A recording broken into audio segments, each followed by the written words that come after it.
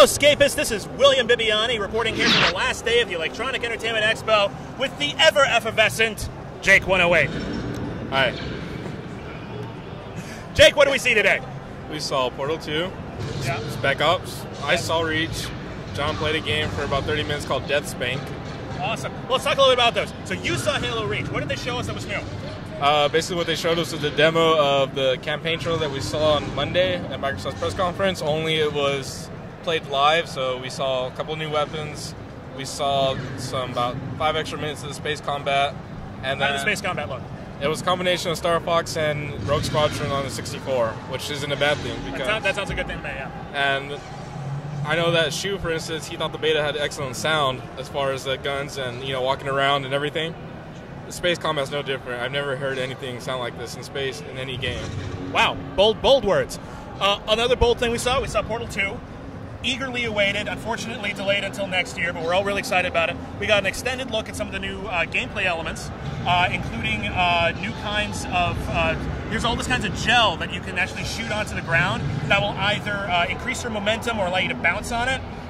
There's a new AI you're going to be interacting with besides Gladys called Wheatley, a sort of British gentleman who may or may not be working with you. Looked very funny, very cool. And also tunnels of what would you call it? A vacuum. Yeah, like a vacuum that you can cause. You can put a portal in a tunnel, and then everything gets sucked into it from another portal. Looked fantastic. Then we went to a special preview of the upcoming Spec Ops: The Line. Jake, tell us about Spec Ops. Yes, Spec Ops is set in Dubai as a futuristic kind of within 5 years. It's not present day. It's been destroyed by these freak sandstorms. Yeah. So all these huge skyscrapers are covered in sand. You can shoot out glass, cover your enemies with it. Yeah, cover your enemies with it. We saw a live demo that was about 30 minutes, and basically the guy was in a firefight. He shot pillars that was holding up a pile of sand, and it crushed all of his enemies. Looks very cool. Jake got an interview with one of the head designers. We're going to get a clip of that later. Jonathan played 30 minutes of this new game, Death Spank, for the XBL. It's from one of the creators of Monkey Island. Looked like a very hilarious role-playing game. I'm so excited.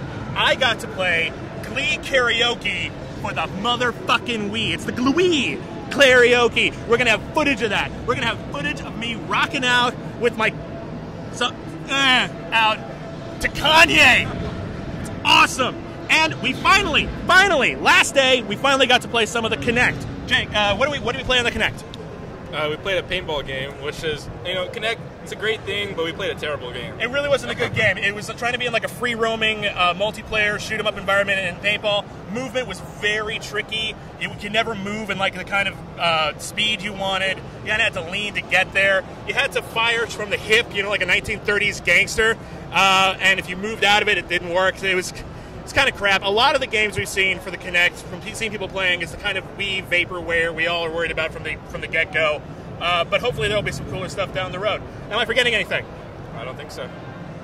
Oh, Batman Brave and the Bold. Little side note, I got to play as Guy Gardner in a motherfucking video game. My life complete. This is William Bibbiani.